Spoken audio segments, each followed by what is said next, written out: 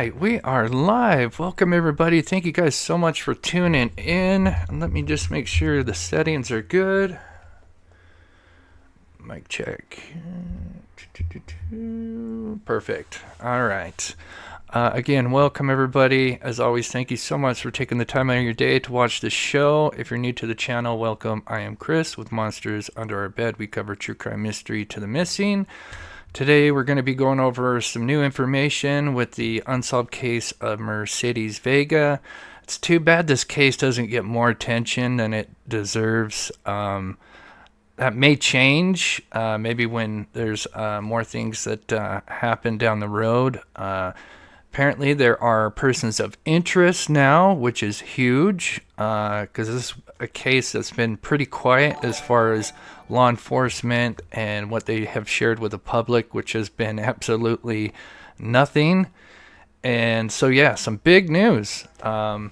So we'll break it all down. But as always, we like to get back by featuring missing people at the beginning of the show. We do take requests. So if you have a family member, friend, somebody you know that went missing recently or a long time ago, you can send me an email with the name. I'd be more than happy to feature them in an upcoming live show. Today we have Elijah Reese. Looks like... this one's, let me go to this other one here. Here we go. This one's a little bit better. All right. So this is out of Colorado. Oh, wow. The way they put this, it's pretty detailed. So 17 years old male, brown hair, blue eyes, 5'8", 160 pounds. Last seen wearing dark clothing. Looks like he has this vehicle here, which is a 2017 Honda Pilot. White with a license plate. Well, actually, I'll show the vehicle with the license plate. It says Elijah is intellectually, boy, I can't say that today, disabled, and there are concerns for his safety. Again, this is out of Colorado. I'm trying to look for a city or something, and I'm not seeing it on here. But anyway, if you have any information, see this vehicle or him, you can call 719-687-9262. And here is the vehicle, closer picture. So his license plate is CVT C46 Colorado license plate, 2017 white Hyundai Pilot. Looks like it's got some damage on the left rear driver's side. So yeah, that would kind of stick out. Although, you know, I'm sure there's probably a lot of white. White's a popular color. But, yeah. Just again, Elijah Reese, 17 years old. Again, it doesn't say that like a city. Oh, here we go. Woodland Park. I'm sorry. God, it was right in front of me. That's what I was trying to look for. So last seen around 1400 block of Crown Road, Woodland Park, Colorado. There we go. Sorry, I was looking everywhere except for that part right there. And then one more thing before we get into Mercedes Vega. I am doing a second channel. Now this channel, the true crime, is my main focus. But I love paranormal. You know, we used to kind of upload stuff. But when you do true crime and paranormal, you know, with YouTube, you kind of have to kind of like stay in one lane, if that makes sense. And so I decided to kind of split it out. And so basically I'm just going to do one upload on the second channel with a paranormal video once a week. And that's going to start this week. Right now it's called Mob Crew Paranormal. I may change it, but that's just kind of what we have. Expecting uploads every Thursday. And then for members and Patreons, I will upload that video a day early. So on Wednesday, expect... you guys get early access to the paranormal videos that I put out each week. So excited for that. Something different, because I love paranormal. But unfortunately, it's hard to do true crime and paranormal on the same channel because you start getting two crowds. And some like both, and then you have split. So it's just easier to have a second channel. So I will let you guys know when I have that uploaded. And the link to the new channel will be up Wednesday. So let's get into Mercedes Vega and the new details. And I got a full timeline breakdown of her case. So let me just get this all set up here. If you're new to the case, we're going to break it all down for you guys. Again, I'm really surprised more people don't cover this case, especially now that it's gaining a little traction and we know more details, a lot more than we knew a year ago. Let me get to chat real quick. Welcome all my members, mods, new subscribers, OG subscribers. As always, appreciate you guys' support. Tom, good to see you. Happy Monday, everyone. I hope there is justice in this case. These people are real monsters. It is. If you don't know this case, what happened to this poor girl is truly horrible. I mean, I can't. I don't want to say it, but I can't think of a worse way to go. I mean, absolutely terrible, this poor thing. So let's get into it. This is Mercedes Vega. She was a 22-year-old dancer. She worked part-time as a dancer at a gentleman's club, but she had aspirations. She wanted to become a personal trainer. She lived in Tempe, Arizona, at the Audrey Apartments. She had 5 siblings and many friends who had nothing but amazing things to say about Mercedes Vega. She was really smart, responsible, and clearly just starting her life. At that point, back up to her apartment and gone back up to her apartment, and we believe at that point, or I believe at that point. So on April 16th, let me back up. I jumped it forward here. On April 16th, around, now this is just kind of estimating, around 7 or 8 p.m., she went to a Chipotle. I think this is could be a huge detail that I didn't share before that I discovered. Around 7 or 8, she went to this Chipotle, not far from her home. But yeah. We believe at that point, or I believe at that point, she was probably just considering staying in for the night. But there were several people asking her to come out and meet them. And ultimately, she made the worst decision to leave her apartment. And I believe that there was someone there waiting for her. So that was her mom, the Pillsburys, her mom and father, kind of talking about the timeline a little bit. And I wanted to add that detail. I didn't have that in my last timeline because I think that could be a huge part. So moving on with the timeline, Mercedes would eventually leave her apartments at the Audreys around 9:15 p.m. As a matter of fact, there's a timestamp in a video of her. Now, originally, it was reported she was going to be going to Dave & Buster's with some friends, to meet up with some friends there. But then that has been changed, and we'll talk about that here in a minute. But she would be walking out of her apartment complex. It's got an underground parking garage. And so you see her coming out. I believe there's stairs. I'm not sure if there's an elevator, but I believe there's some stairs that you just go down. And then it leads to this underground parking lot that's kind of situated under this kind of building here, under the apartments here. And she had a 2019 Dodge Charger parked not far from where... And I actually have some new video showing what that parking garage looks like, and we'll see that a little bit later. But as she'd be walking to her car, sadly, she would be attacked. It all began on the night of April 16th. The Pillsburys showing us this surveillance footage of Mercedes walking into her Tempe apartment parking garage just after 9 p.m. She was on her way to meet friends. You can see when she comes out that she does not have a care in the world. She's not paying attention to her surroundings. She's dressed to go to Dave & Buster's. That's why Tom believes she had no idea she was in danger when she left.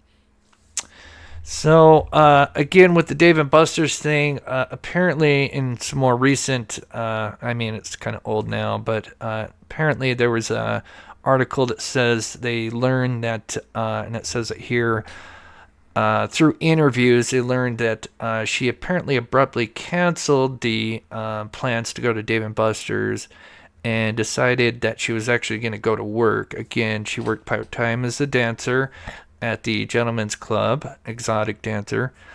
What she did a couple of nights. So that was apparently what she was going to be heading to, was the Gentleman's Club. And sadly, didn't make it because she would be attacked. And sadly, since there's just that one camera there, it didn't capture whatever happened On April to her. 17th, 2023, at about 12:30 in the morning, Department of Public Safety received a 911 call about a car that was on fire. This incident took place outside of Tonopah, Arizona, about 10 miles west of the Tonopah exit off of Interstate 10 near milepost 85. He was like down in the bushes, but I saw a flame. So here's just a little 911 call. Apparently there was a passerby that had seen a vehicle kind of on fire, and called it in, and here's just a little bit of that. But they would find a car on fire at around, I think, 1 a.m., so April 17th now. Inside the vehicle. Okay, see, they're on the westbound I-10? Yes. Yeah, And just it's a scan? north of the highway. I don't really know what it is. I couldn't tell you. Okay. So another thing is I actually found the pictures of the car, because that was another thing early on in the investigation. We would learn that she wasn't found in her car. She was actually found in another car. But that car, the details about it were never released for the longest time. Then a reporter actually had gotten a hold of the last person that owned the car. And of course, as you can see here, it got totaled, and so ended up being a salvage title, and she got rid of it, and now it was State Farm owned it. And then it appears that it probably got auctioned off, and then it probably obviously never got registered, and so there's no name attached to this vehicle. Unknown vehicle. Okay. Anyone, you said there's people outside the vehicle? I believe I saw at least one person outside, yes. He was like... So, sadly, her car was found 1 hour and 37 minutes away. It's approximately 68 miles from her home. She was clearly found deceased in this abandoned white Malibu car that we just looked at, which is the car was off I-10 in Tonopah, close to mile marker 85. And this was around 1 a.m., which means that, it was approximately 1 hour and 37 minutes from where she was abducted, which I just talked about. And we'll talk about that highway as well, but her medical report is absolutely terrible. Clearly, she was tortured. She suffered a gunshot wound to the shoulder. She had bleach poured down her throat, and she was burned alive. Her homicide was the result of many things, but smoke inhalation was the main cause of death, is what they say, sadly. Apparently, they found gloves and bleach, and her body was laying in the back seat of the white Malibu, and I believe in that vehicle as well was lighter fluid. So absolutely horrific. Hours of April 17th, the Maricopa County Sheriff's Office says Mercedes Vega was found in a burning car off the I-10 near Tonopah. Now we know exactly how she died. According to the medical examiner's report True Crime Arizona obtained, Mercedes was shot in the arm, hit in the head, had bleach in her throat, and eventually died from smoke inhalation while being burned alive in that car. Her parents believe death wasn't the ultimate goal, and she paid the price for fighting back. Why would you not just shoot her in the parking garage? She was tortured. Ultimately, that if there's no other way. So why was she tortured? And we're going to obviously learn, if you caught my last show, we talked about, new details we learned about her past, that this wasn't the first time she was attacked. in the same exact manner, which is just absolutely terrible to not only go through it once, but twice. This poor thing's been through a lot.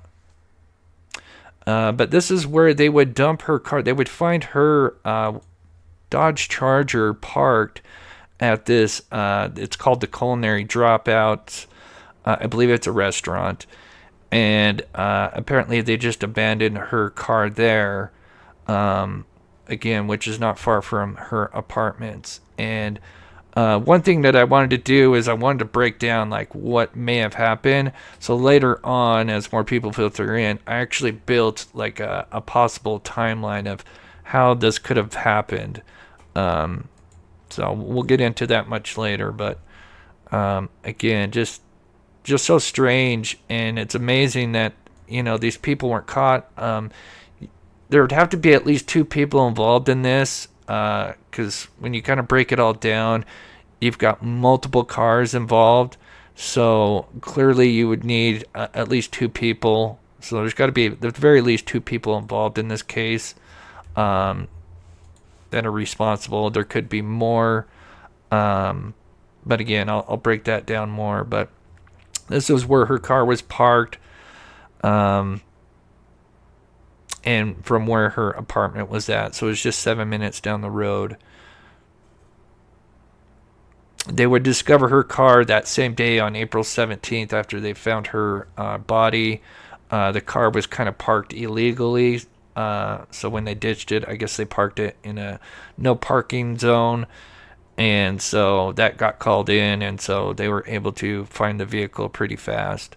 But this happened over a year ago, and nowadays, with cell phones and everybody having surveillance cameras, CCTV, everything, you would think in a case like this that they would have had to have captured something with the amount of work that they would have had to put into putting this together. But it sounds like there is progress. If you guys are just coming in, one of the big news is they do have persons of interest, which they just announced, which is the first time they've ever announced that, which is absolutely huge. Just into our newsroom tonight, new developments in the Mercedes Vega murder investigation, Yes. 1 day before the 1-year mark of her death. That is where we begin tonight. The 22-year-old was found dead in a burning car off the I-10 in Tonopah. The medical examiner ruled her death homicide, and that's remained Good to see you, Ty. Hope to you're doing this well, day. buddy. But tonight, we've learned new details about where this investigation stands. True crime correspondent Brianna Whitney has been following this case closely this past year. Brianna, what's the latest tonight? We now know there was a change in where Mercedes said she was going last, and the Maricopa County Sheriff's Office revealed there's surveillance footage of a key moment in this case that may provide a lead to detectives. Take a look at this. This is the last known video we have of Mercedes Vega leaving her Tempe apartment complex heading into the parking garage. Her family tells us her car was found abandoned at the Culinary Dropout in Tempe, but they say she didn't drive it there. Tonight, MCSO confirming they have surveillance video showing Mercedes' car arriving in the roadway and being left there until detectives. So if you heard that, they said they have footage. So where that Culinary Dropout's at, there is some surveillance camera nearby that captured her car being dropped off, which means, it could be 2 things. It could be where the camera is stationary and maybe they see where like the car goes like by through the camera and then it's parked. So maybe they see the car, but maybe they don't see the people getting out, or maybe they do actually, see the car parked and see the suspects get out. Maybe where the position of the camera is, maybe it's kind of far away, so they don't, the details are not that great as far as, ID and facial or whatever. But, obviously it's been well over a year, and you would think if they had that surveillance footage and it may have showed like some kind of car that may be, involved, or suspect, person of interest, why not come out with that if it's been over a year? But it appears now that this, in my opinion, I think this case, I I think a lot's going to happen here in the next couple months, and we'll kind of explain why here in a bit. Originally, loved ones told us Mercedes was on her way that night to meet friends for dinner, but just revealed by investigators, they learned through interviews Mercedes abruptly canceled those plans just before her disappearance, and instead, her last communication was telling somebody she was planning to go to work. We know she worked a couple nights a week as an exotic dancer. MCSO telling us they've served search warrants on accounts and devices, and through that started working with other law enforcement agencies, including known associates to Mercedes Vega, investigating those and other ties that led to her death. Tomorrow, on the anniversary of her death, Mercedes' friends and family are holding a walk to remember her and continue their fight for answers until an arrest is made. Arizona's family will be there, and we've also put in requests to see the full police report in this case that should reveal quite a bit more. Okay, so a lot of times, we just go over the case and everything, but I thought I would play a little video from, this is actually Mercedes Vega and her, I believe her mother is probably the one filming and talking, but I wanted to show like a funny moment, in her life, kind of celebrating her life. Anyways, guys, please do it again. His head is so big. Anyways, guys, please do it again. His head is. So I believe that, and here's the mother here. I believe that was the mother and daughter having a little moment there, and I thought I'd like to play that just to celebrate her life, because everyone has nothing but great things to say about her, and I thought that was kind of funny, the way the mother laughs. It's sad at the same time. So here's the parents talking, and then we're going to learn about her past. I know we kind of talked about it in the last slide, but we do have a lot more stuff than what I had from the previous live show. Alan says they should know who bought it if it was auctioned. Yeah, I've never dealt with salvage titles. I mean, I kind of understand, the concept of them. I've never dealt with salvage titles, so I've never been in that position. I've done an auction before, but I wonder if it was just like bought and then it was supposed to be parted and then somebody bought it under the table and never registered it, or who knows. And if there are other victims involved. While Mercedes' ashes now sit on their fireplace across from a wall of pictures dedicated to her memory, yeah, the I agree. Pillsburys can only hope someone will speak up, because 7 months with no answers and no arrests is no justice at all. It's eating us alive every single day because these persons are walking around and no one's being held accountable, and my daughter mattered. To Tonopah, that's a long time to be tortured like that. So you showed us the video of her walking into the parking garage. Was it her car that she was found in burning? No, and Somebody so that's else's car. It's some other car. Her car actually was found abandoned at the Culinary Dropout in Tempe. So they don't know how her car got from point A, the apartment, to Culinary Dropout. Who drove the other car to Tonopah and then left it there burning? But whose car it was? And so I took the time to break that down, and just obviously it's just theory and speculation. But, because obviously that's a lot, to digest, especially if you're new to the case.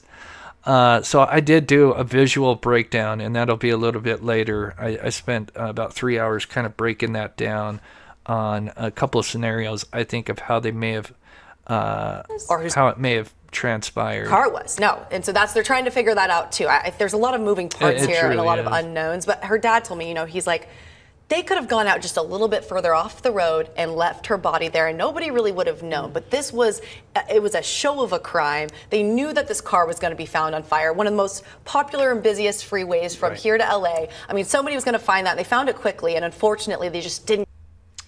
Yeah, exactly. It's sold junk, right? Yeah, I mean, because it could be just parted, a salvage title could. Yeah, so here's the vehicle again. For the longest time, like, we didn't know. They never mentioned. When I first did this, like, I forget when I did the first coverage on it. It was 6 months more. And yeah, there was nothing about the car, like what it was, who may have owned it. I thought that would be a huge clue, because obviously usually cars are attached to, some kind of paperwork where you've got a trail to, a lead. But this is the car. The original owner was like a Marissa something. Obviously, she owned it last in, I forget the year, but she hasn't obviously owned it in a long time, but she ended up salvaging it, and then it was State Farm had owned it, and that was kind of the last real main paper trail. And here is that little report here from the reporter. It says, we did track down the person who says they are the former owner of the car Mercedes was found in. She says these are the pictures from the last time she saw the Chevy Malibu in 2022. That's the date when it was totaled. It was mentioned in the report that the insurance company that had been the technical owner in the car had a salvage title. And then she says we tried to reach out to, the sheriff's office, but obviously they've kept their lid shut. They've been very tight-lipped in this case. So now we're going to go into her history, which is something we kind of shared in the last show, because this really now starts to kind of put the whole picture together and really a motive of why this may have happened to her, in my opinion. Gail Hurd coming in with 1 gifted Mob Crew membership. Thank you so much, Gail. Looks like BG got the gifted Mob Crew. That's awesome, BG. Always in the chat. I do appreciate that. I think it's a restaurant. We can look at it. I'm pretty sure it's a restaurant, though. And then Gail gifted 5 Mob Crew memberships. That's awesome. If you missed it earlier, for the members, I'm doing a new paranormal channel. It's just once a week, 1 upload a week, and the members and patrons will get early access a day early to the video I upload. And I'll talk about it maybe at the end. So going back a year from when this terrible thing happened to her on October 12th, 2020. So actually, no, a couple of years. I'm sorry. So yeah, 2023. So yeah, a couple of years back. I'm sorry.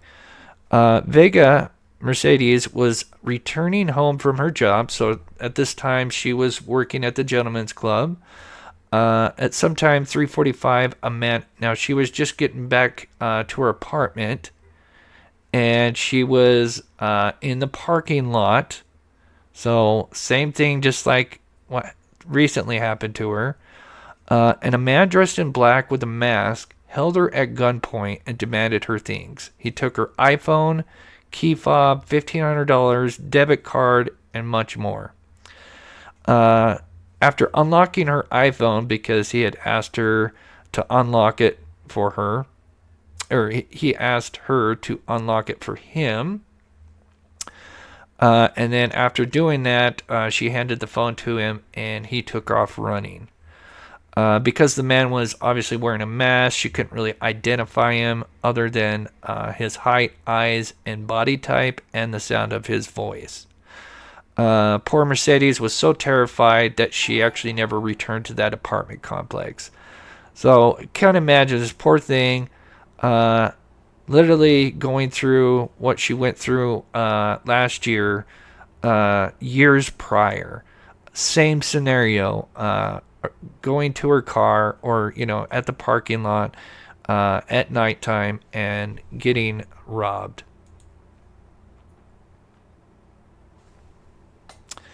So this is where it happened, and we'll kind of look at where everything's situated. So this was kind of something new that the parents had shared, because they hadn't shared this before, and they shared this, I think, about a month ago, maybe a little less. Her daughter, Mercedes Vega, had been robbed at gunpoint, and this is the first time Pillsbury is publicly talking about the violent crime. How did you find out about what had happened? About 5 o'clock in the morning, and I got a call and it was from an officer. According to a Phoenix police report and court records, just before 5 a.m., Mercedes was on her way home from the gentleman's club where she worked. After she pulled into the parking lot of her apartment near 16th Street in Thomas, she got out of the car. And that's when a man wearing a mask and gloves pointed a gun at her, demanding she give him her phone, keys, and her bag containing money. Fearing for her life, Mercedes complied. He demanded her phone's password, and Mercedes' mom says she was then shoved to the ground while the suspect pointed a gun in her face. She had gravel in her back, and I was trying to pick it out and put hydrogen peroxide on it. Mercedes' friends remember the impact the attack had on her. She never returned to that apartment. Just 19 years old, coming home, and clearly this guy followed her from the gentleman's club, probably thinking he, because obviously she worked as a dancer, expecting to take the cash that she had on her and whatever other belongings. Absolutely a monster, and we're going to learn who this monster is, and I think he has a big connection to, obviously, this entire thing. Complex, immediately moving out, carefully choosing a new apartment in Tempe she felt was safer. I remember she was just scared. That was just the only way. She was trying to kind of start over in a different way, do different things than what she was doing, because I felt like she tried to take it as a lesson learned. She was definitely like, yo, we need to make sure we're protected and we're very aware of our surroundings. And so not only did that happen to poor Mercedes Vega at 19 years old, but another female dancer, so literally almost a month later, November 16th, same year, a female dancer whose identity has been hidden, and she also worked at the same gentleman's club that Vega worked at. As she was coming home from work, the same job, but a different, obviously she lived in a different area, as she parked her car in a parking garage, so this happened in a parking garage, a man dressed in black jeans, wearing a mask, approached her with a gun and attempted to steal her phone. Luckily, another person, a passerby, was driving by and spooked the robber, and he fled. So luckily, this guy startled this masked man trying to steal from this female dancer, and so he ended up fleeing. Luckily, this place had surveillance video, and it actually showed the man walking to his white Chevy Impala with temporary tags. So then they were able to trace it back to the perp.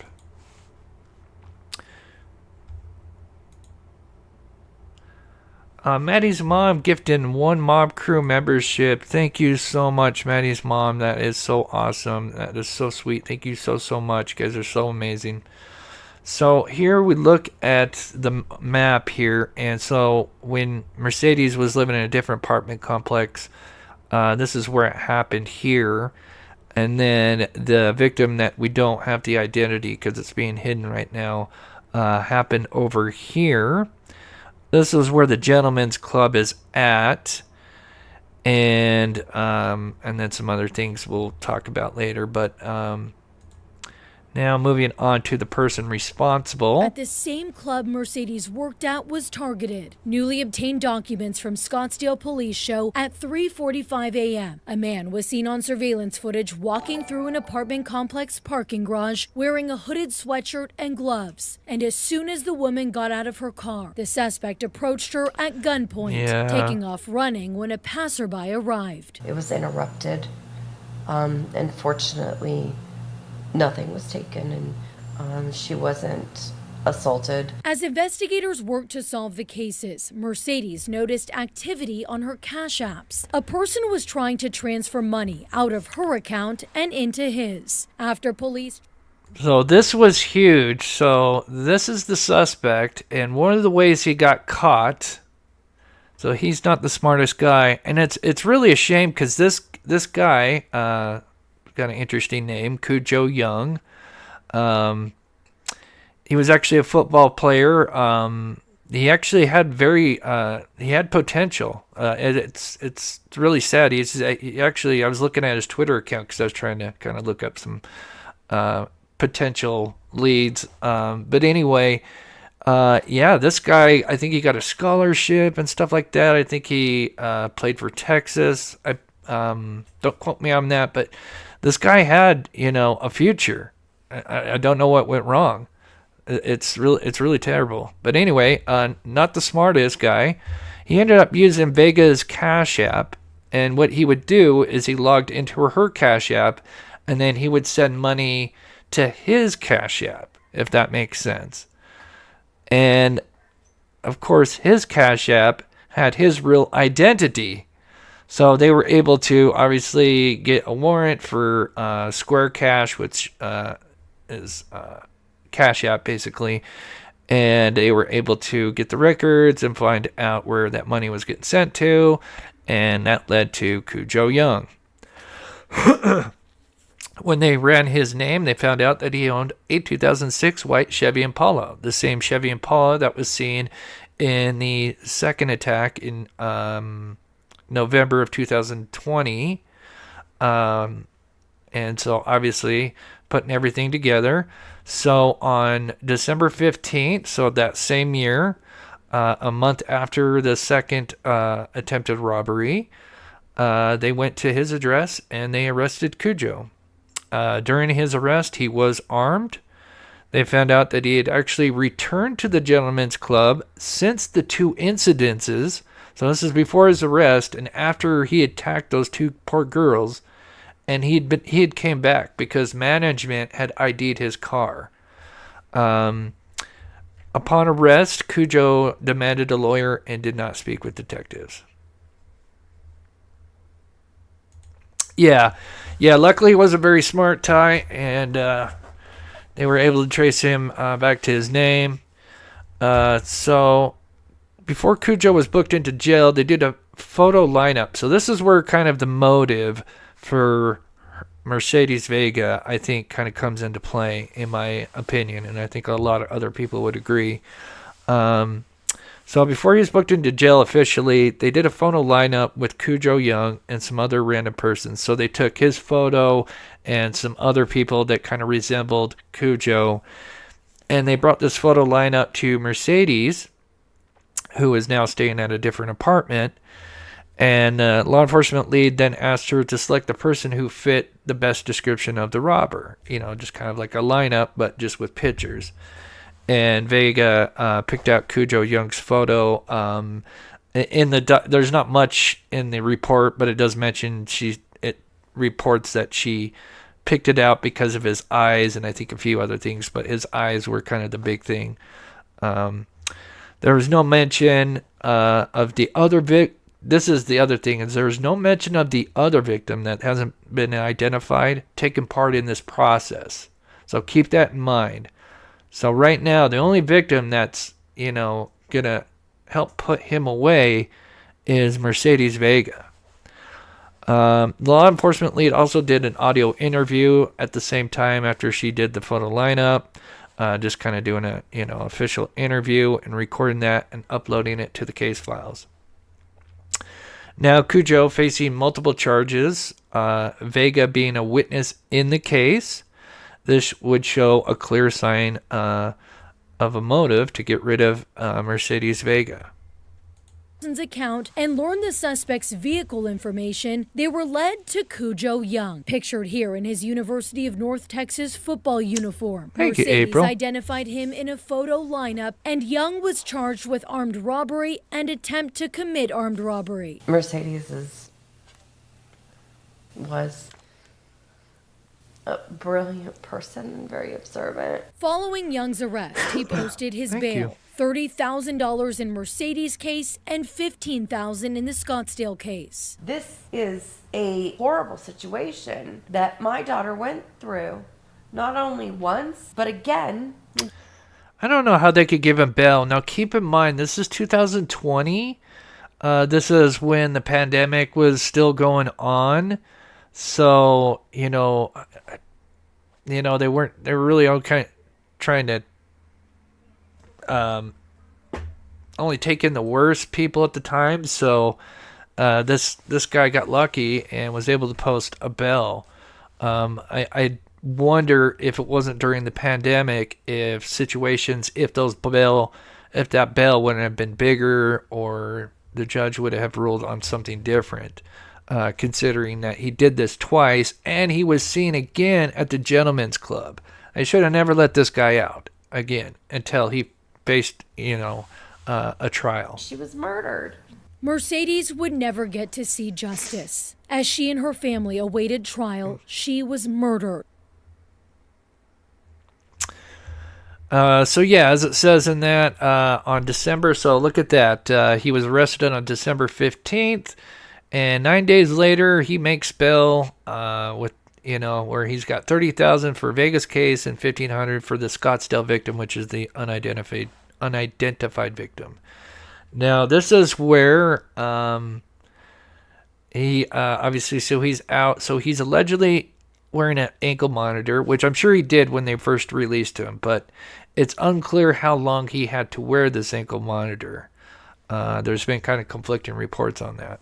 He was awaiting his trial for both cases, obviously, and then sadly on April 16th, 2023, Mercedes Vega, going to go to work, likely, from what the new report, and was attacked while walking to her car. And this literally happened years prior, and this poor thing had to experience the same thing over again. I can't imagine one time, but to have to experience that a second time is absolutely terrible. And then what happened to her after, it's just terrible.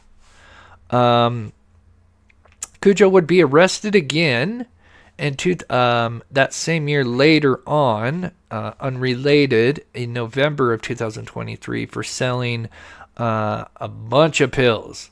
And now, since November, he's been in jail awaiting the two trials for Vega and the unidentified victim, and with this pill thing. I have to be careful what I say, but as you can see, this isn't exactly where he lived. I couldn't, the address is kind of redacted, so I can only see the second half.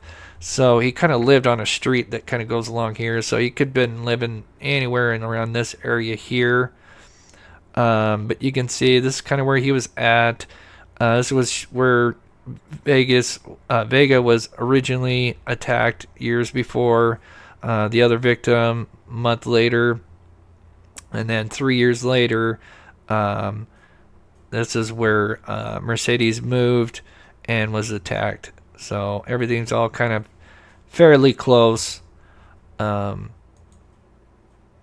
night of April 16th, 2023, Mercedes was last seen walking to her car in the parking garage of her Tempe apartment complex, the apartment she moved to after she was robbed. Yes. Yeah, and the manner of how she went, this, I would agree, Ty, this would probably, with what they did to her, in my opinion, they deserved it. In my opinion, it should be eye for an eye.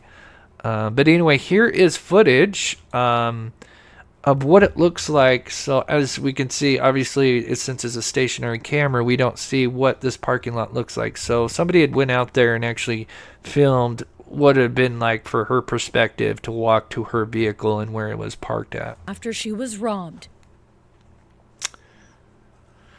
So, yeah, it looks like there is an elevator. So there's probably a staircase and oh, yeah, there is an elevator. So there's probably a staircase and elevator. So she probably come, out of one of the two.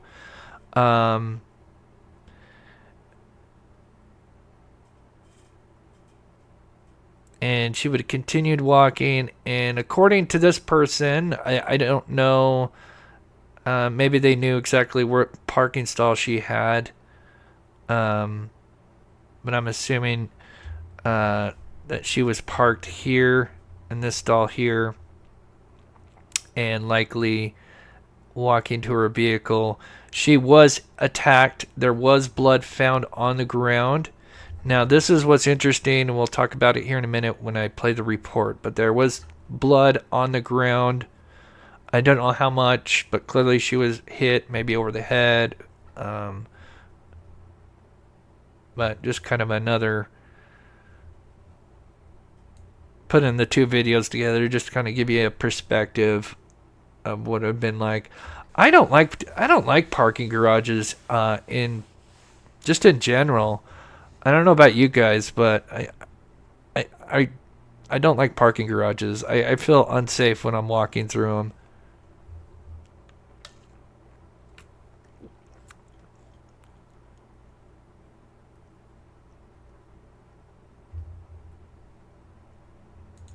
Yeah, Dane, you would think there would be more cameras,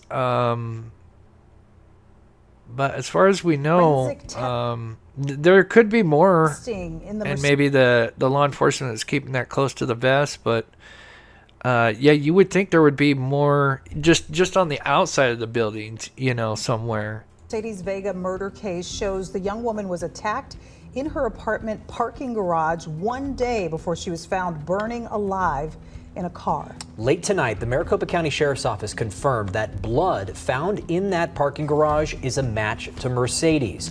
Now, this is what's interesting. This is why now looking back at this, really makes me think, and of course with the recent report that they now have persons of interest, which is huge. But, this report came out in July, so last month.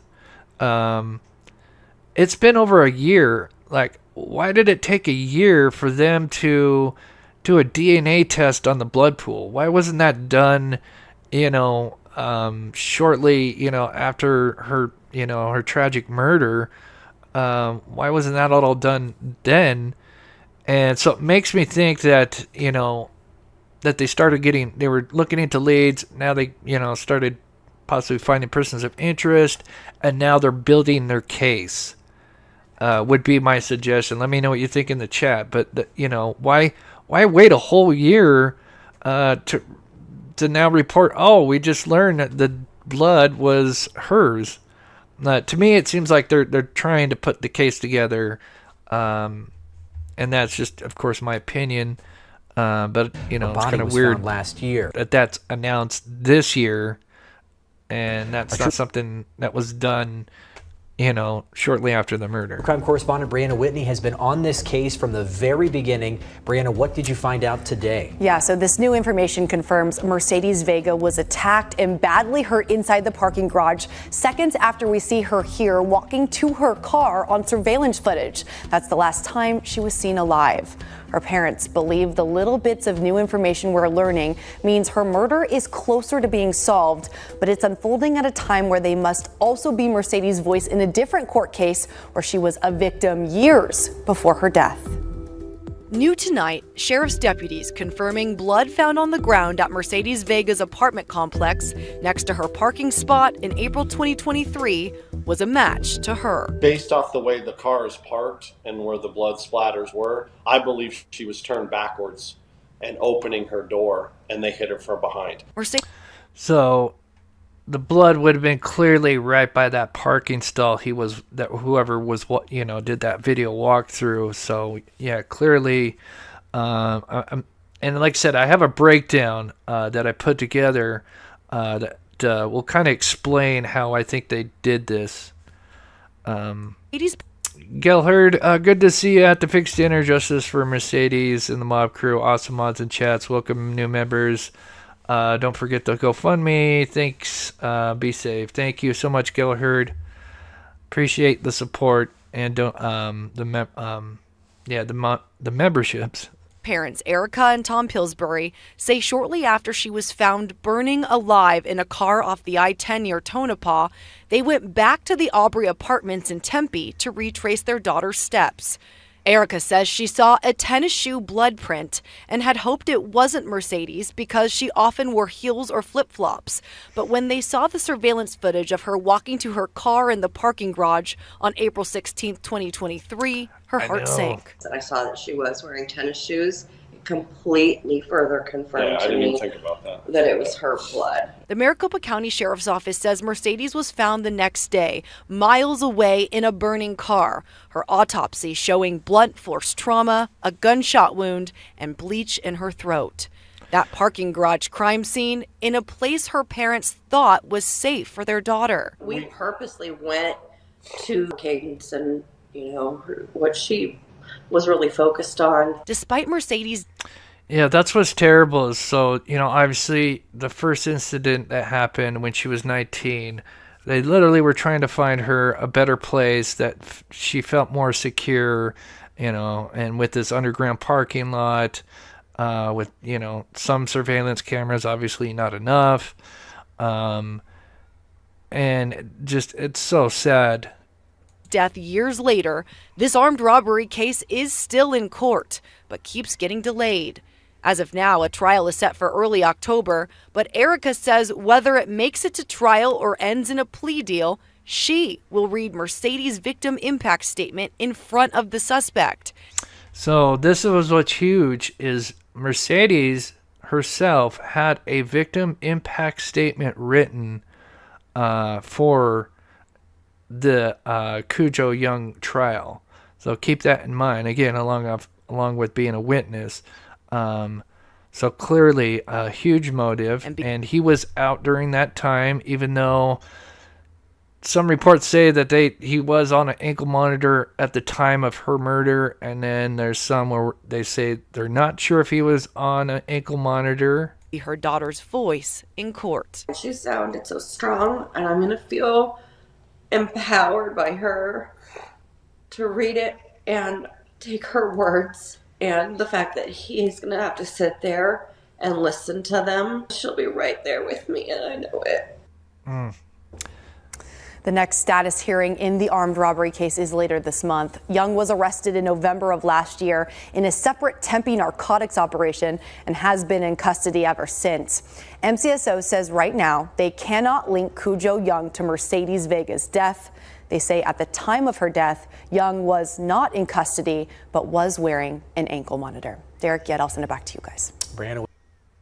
But again, there are another report where they said they're not sure if he was still on that ankle monitor, because he would have been, obviously was put on the ankle monitor. He got on December 25th, 2020. And then it would have been 3 years until her death, or her murder, excuse me. Sorry, I got something in my eye that sucks. So yeah, would he have still been on it, or was it a 2-year thing? Was it 3-year deal? But obviously he would be arrested in November of 2023. So eventually that ankle monitor came off in 2023. Unless he was on the ankle monitor, I don't know. That hasn't been mentioned. So here's just kind of a look at, where he attacked the 2 girls previously, and then where she was attacked for the second time here at her new apartment. And again, he was following her home. I think somebody mentioned it earlier, and they already went over that. And about the ankle monitor. So, and then why he was arrested originally in November. And the homicide investigation, and about the ankle monitor. A spokesperson says they, quote, will not comment on this or any other possible connects at this point. In a May 2023 hearing, the victim in one of the cases died about a week ago of something presumably unrelated. Young's attorney asked to withdraw from his case, delaying his trial for armed robbery. The situation, the ethics question that I'm dealing with and wrestling with, and I was instructed by my ethics counsel that I have a mandatory duty to withdraw. And in November... So it seems like, I don't know, maybe he's having issues with lawyers, Cujo, and that's because it's been delayed. I mean, this happened in 2020, and here we're sitting in 2024. I mean, this poor, all the families that are involved just in those cases have been waiting for justice just on that side of things for a long time. But he has a court date set in October. If you're coming in and missed it earlier, they did announce, and I think I played it, and I may have played it. I'll have it again.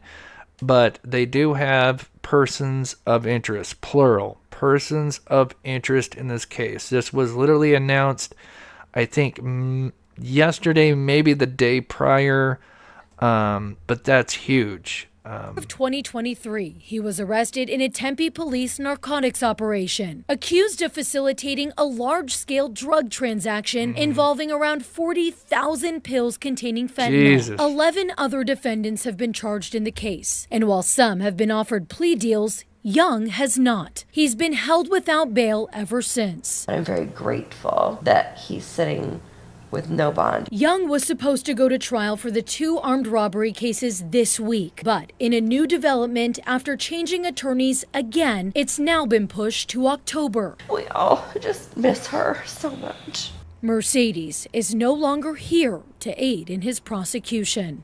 In honor of my daughter, I will be there every single day in court. Wow. I don't even know where to begin, but first of all, do we know if there were any other victims? It's a good question. So we've learned that actually about a year before Mercedes and the Scottsdale woman were robbed, a third dancer at the same gentleman's club had the same thing happen to her. She called police after a man wearing a ski mask pointed a gun at her and took her bag of money. Despite alerting police right away, a suspect was never identified in that case. But this week, Scottsdale police said the violent crimes unit there is now reviewing that case to see if it's connected. All right, Bianca, thank you so much. Here are 2 more local stories that we're tracking for you at 4 o'clock. A suspect accused of robbing multiple women at gun. Again, this guy, Cujo Young, I forget his age now. It's just terrible. Guy had a scholarship, had a future. I forget the position he played. I want to say like wide receiver or something. It could be something else, but yeah, had definitely had a future. And like I said, I went back on his Twitter, looking at because he did have some Twitter history. Especially between like 2017 and 2019, and then it abruptly stopped, which is very interesting because he's got like highlights or him kind of going through, I think, late high school and college level, and then abruptly his tweets just stop at 2019, and then a year later he's robbing these poor women. So who knows why he ended up going down that route. Did he get into the wrong crowd, or who knows, maybe the football thing wasn't working out. But it seemed like he was a decent player. Like, again, he got a scholarship, he had a future. So it's crazy. And now this guy could be connected to some really serious, I mean, he's already connected to, but some absolutely heinous stuff. And clearly has a motive to get rid of a witness. Just want to say, please, no political statements. We keep the political statements off. We don't go down that route. We just stick to the true crime.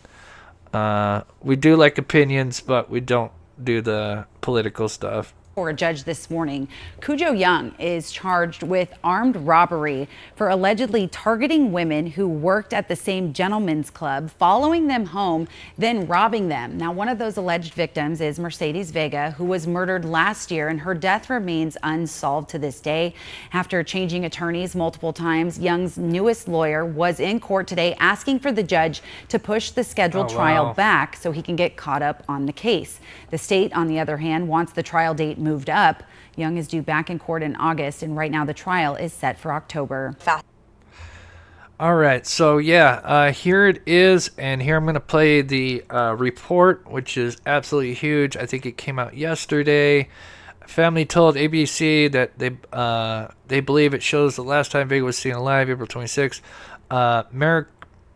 MC Sheriff's Office told ABC 15 detectives have identified persons of interest in the case. Keep in mind, this has been over a year with absolutely nothing coming from obviously the law enforcement that's working on the case. Now it makes sense. Obviously, I understand if they're not going to release anything if they have leads, because, they don't want to release surveillance footage of, say, a possible suspicious vehicle, and then, they still don't know that person, and they still have leads to work. But if they release that prematurely to the public, and then obviously the suspect learns of that, then they're going to go into hiding.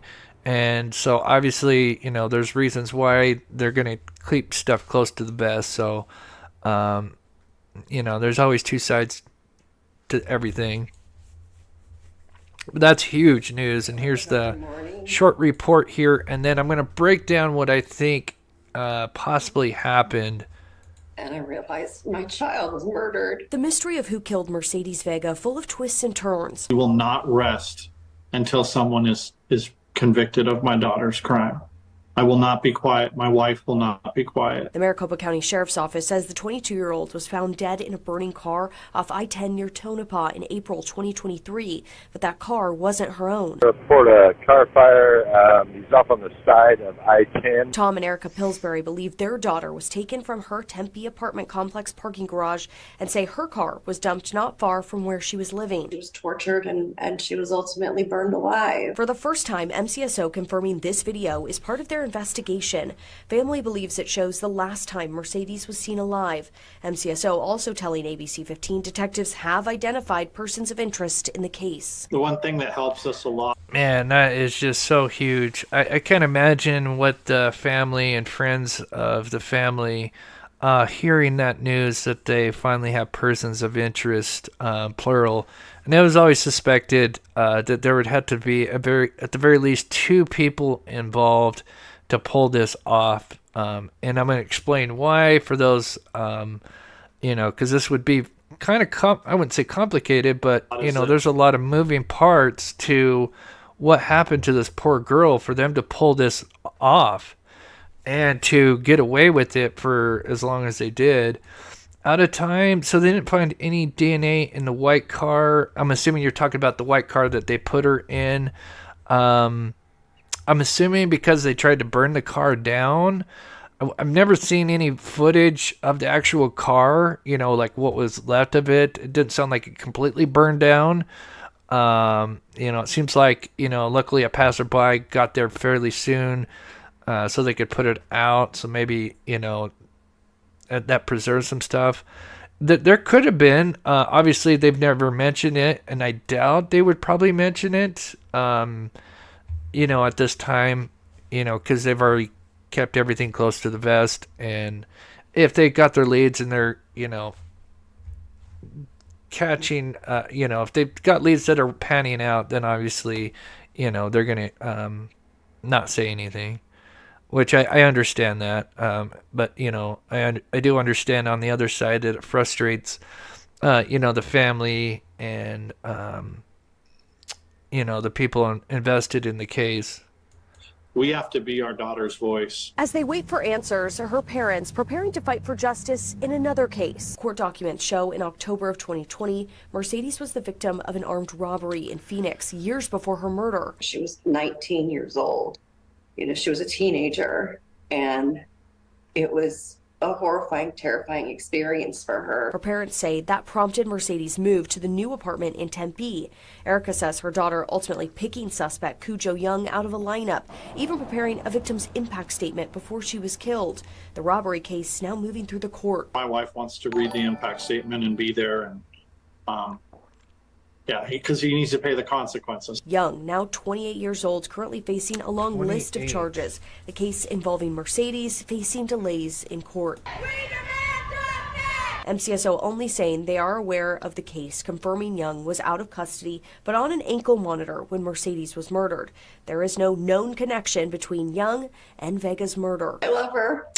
But who would have the biggest motive out of anybody? I mean, clearly this was a statement. I mean, a lot of people early on thought this was almost like cartel involvement aspects, because the cartel, they usually send a message. Obviously, I'm not an expert in cartel stuff, but, just following the little bit I've have, clearly when they're involved in something, on this multitude, it's typically a statement. And this clearly was a statement. And who has a bigger motive than this guy, Cujo? Now knowing that, he's involved in selling a bunch of, I have to be careful with YouTube and the words, pills. It sounds like he's got plenty of connections. Could he have hired people to do the job for him? I could easily see in this being a murder for hire. That would not surprise me one bit. But if he was off the ankle monitor, if he got off sometime before April, then I would think he's probably one of the people involved. Geneva being an amazing member now for 22 months. That's awesome. 2 more months, Geneva, and you'll get the big 2-4. That's awesome. You're the best. Check PP. Oh, PayPal. Okay, I think that's PayPal. PP. I will. Thank you, Geneva, so much. That's amazing. And Dane Crawford with a $10 donation. Thank you so much. You guys are the best. I appreciate it. I do try to spend a lot of time. I spend many hours trying to put stuff together for a show. And I do have a breakdown that I'm going to show here in just a second. So I do appreciate that. Thank you so much, Dane. And I wish she was here. And I hate what she went through in both instances. Her parents hoping to raise awareness and protect others as they fight for Mercedes. Young's robbery trial is currently set for October. Yeah. Ashley Holton, ABC 15, Arizona. So here's the timeline now. Again, this is just kind of speculation, but there was something that really kind of stood out to me that I remember kind of hearing it before, but of course, researching the case again today, I heard that she had gone to Chipotle, because always when you're investigating a case, you want to know what the victim did that day. What did they do going, leading up to the, the murder, homicide, whatever, because obviously there could be details what she followed early on. And there were some interesting details that may be connected, may not. Curious to know what you guys think in the chat, so I'm going to show you here. So again, we know that she went to Chipotle for dinner. Again, this is just a guess. I would say this was around 7 or 8 p.m. She was attacked at 9:15. So again, it just kind of a guesstimation around that time. It could have been earlier, it could have been a little bit after 8 p.m. But what's interesting is it's off Mill Avenue. So keep that in mind. This Chipotle here is off Mill Avenue. She drove there, according to her mother. She drove to Chipotle. Now, could have one of the suspects or suspects seen her and followed her? And I'll explain why I think this could have been a possibility. But either way, she would drive home. But notice where her car would have been dumped later on, and how close it was to where she went to get Chipotle. So I do wonder if they had seen her and ended up following her here. And well, I'm going to explain it here in just a second. But obviously she would come home. So clearly in this case, with everything that's going on, we know you'd have to have at the very least 2 suspects. And we'll explain how that all works. And then obviously the victim, Vega. So, and you would have 3 cars involved, 3 vehicles involved. You would have Vega's, I forget the year, I'll just say Dodge Charger. I think it's 2017.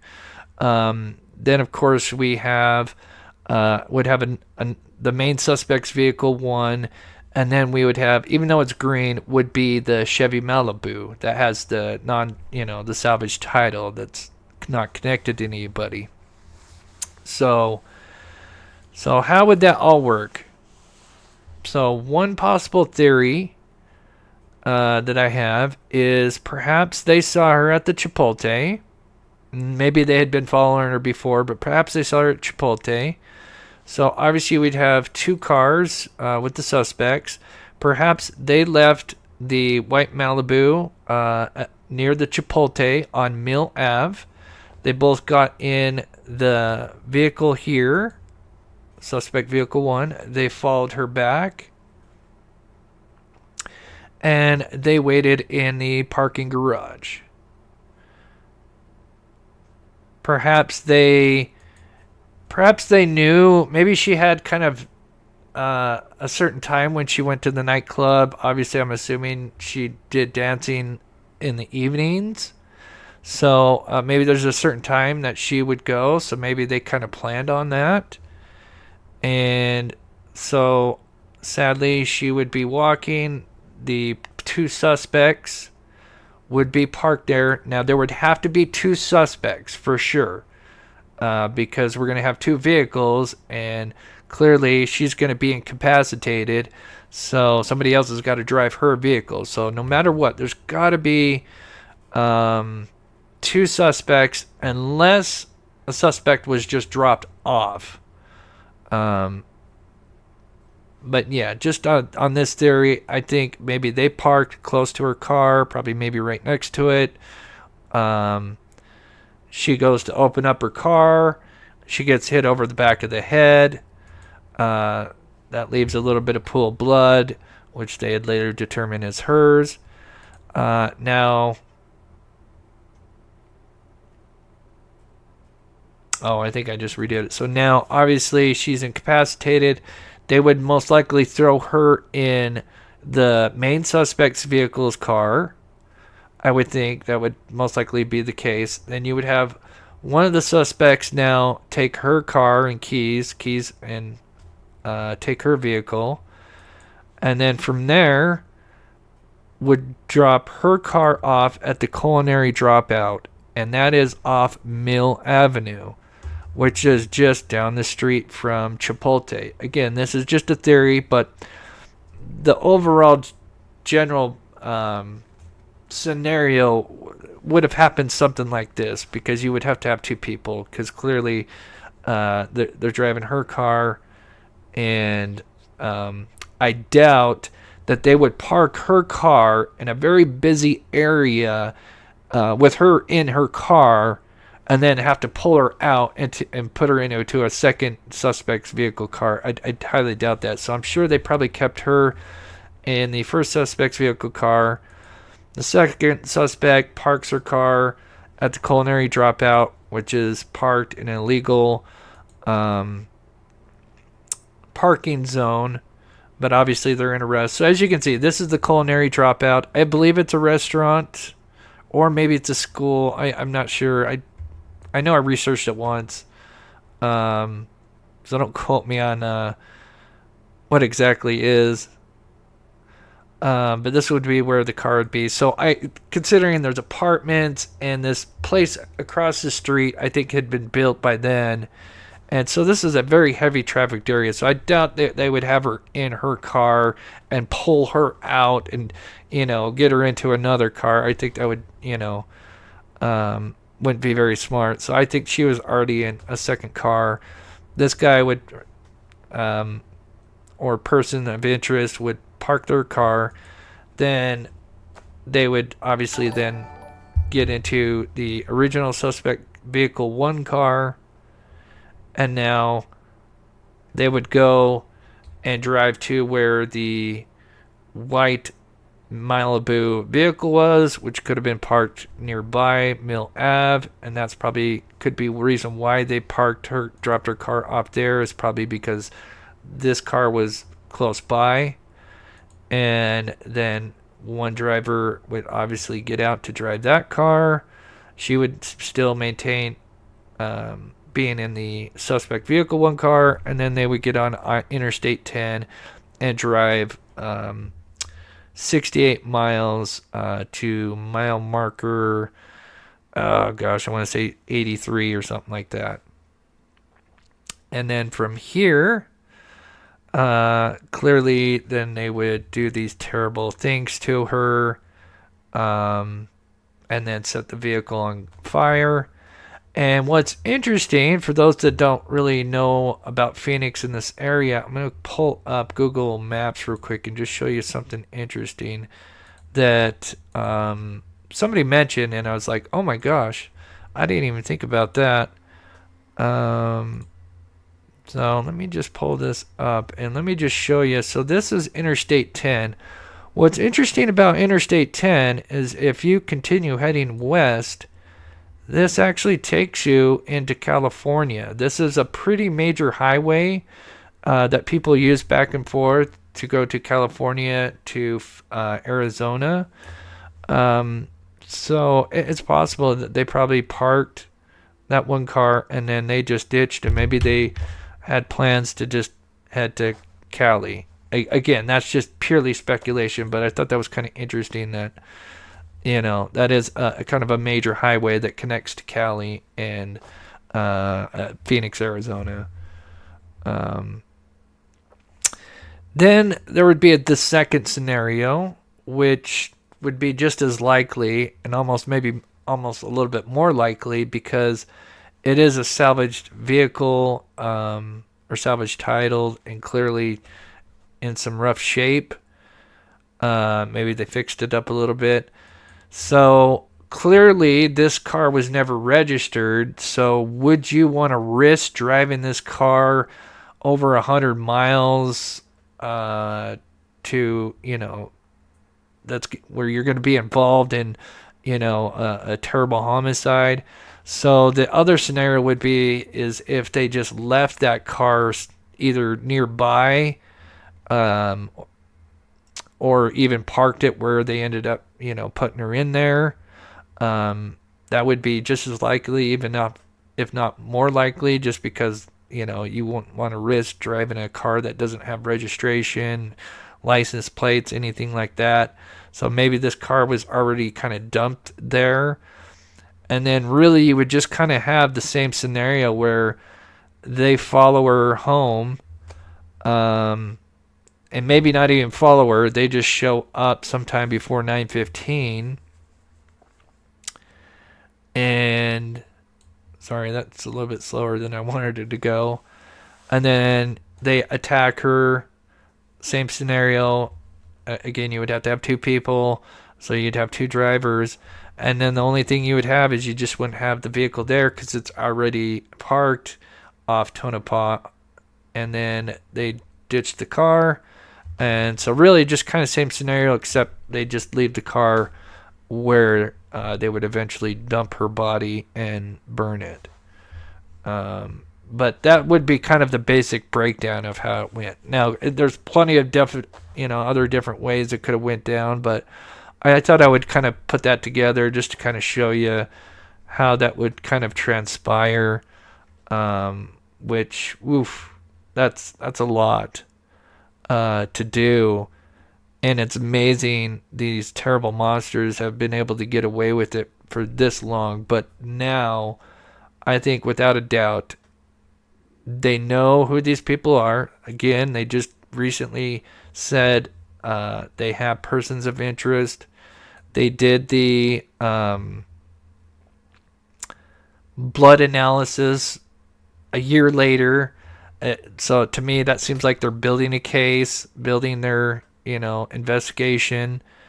Because I don't understand why they didn't know about the DNA a whole year ago. That just doesn't make sense to me.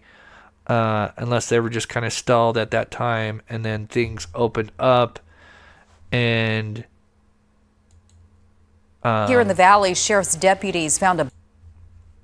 Trying to think. There was one other thing I was going to say. But yeah, I think with this guy Cujo, let me just go back to him real quick. He's got, so his trial, right now he'd been dealing with lawyers, ditching him or whatever, having issues with his lawyers.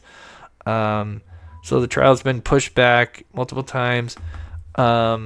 but now his trial is in October. So I think that's really interesting. You have this guy, clearly he's got connections to Vega, at the very least in her past. Clearly has a motive because she was the witness. Because remember, the other witness didn't identify him, but it was Vega that did. And she even had a victim impact statement that she was going to read. To me, it sounds like he could have been involved or he hired some people. And again, this is still just speculation based on the facts that we know. If you have any ideas, let me know in the chat here. Let me just check some things. And then we'll talk about just a couple more things before Young we was finish arrested up in here. November of last year in a separate Tempe narcotics operation. But yeah, let me play that scenario again, just in case anybody wants to see just kind of how that may have transpired. But again, that's just speculation on that part.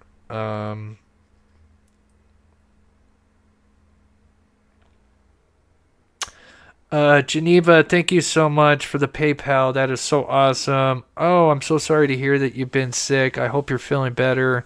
I've been there. And Heather Rose with the $2. Thank you so much again for the PayPal. That is so sweet. I really appreciate that.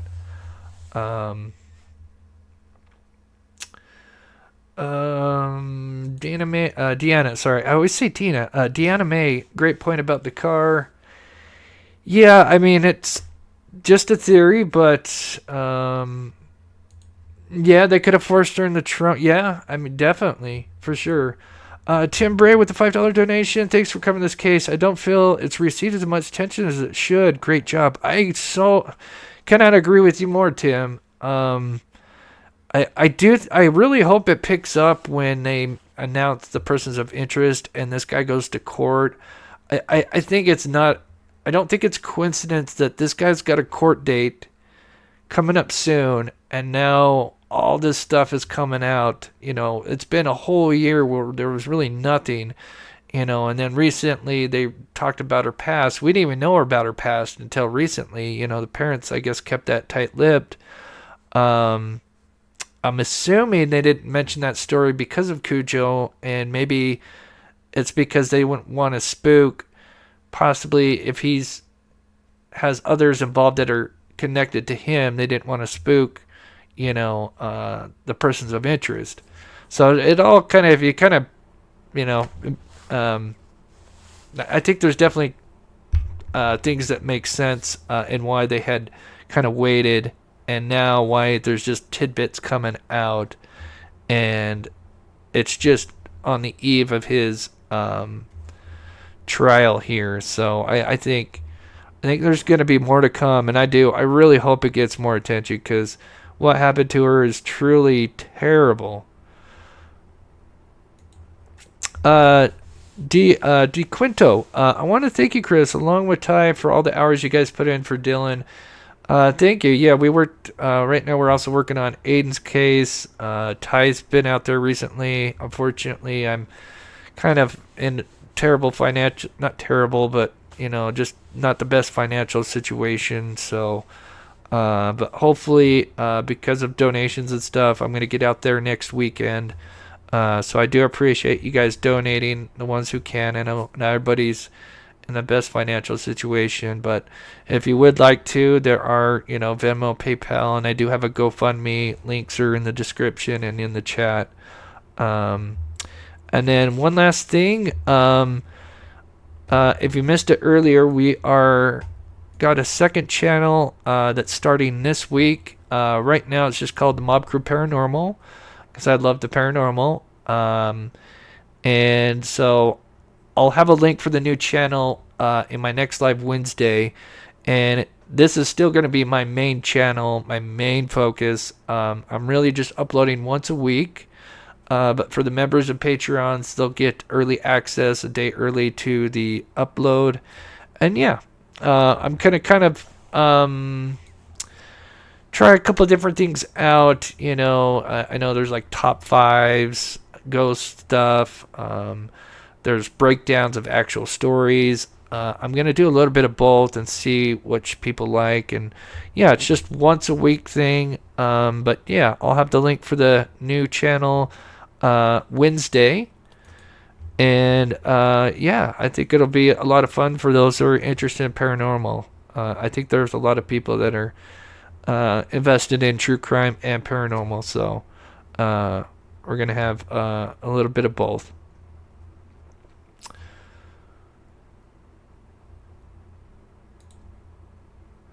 In my honest opinion, I think it was hired because she identified him and would testify. Yeah. Yeah, I definitely think, yeah, if he's got a hold of how many pills, 50,000, 40,000 pills, yeah, and selling those under the table or whatever, it clearly sounds like he, had some cash. And yeah, it would not surprise me if he hired some people or, Deanna says, my car was stolen, taken to a farmer's field and burned. It still had the VIN so they could find out who last owned it. Yeah, sadly, with this case, they know who owned it last, but unfortunately, she hadn't driven it for years because it was totaled. Red says, what? Paranormal alcohol? Yeah, so Wednesday, I'll announce it. I'll probably put a link in the community as well. So, yeah, look forward to that. It'll be called Mob Crew Paranormal. It's officially up, but I'll have the link Wednesday when I have the video ready. So, Trevor Dealey's father died. The missing story from Ireland you covered. Oh, my. Trevor Dealey. Yeah, the name does sound familiar. I'll have to look that up. That's terrible. Huh. Yeah, I hate to see that. I'll have to look that up. Thank you for sharing that, Black Witter. That's terrible to hear. Yeah. Yeah. Having attorney issues, sadly.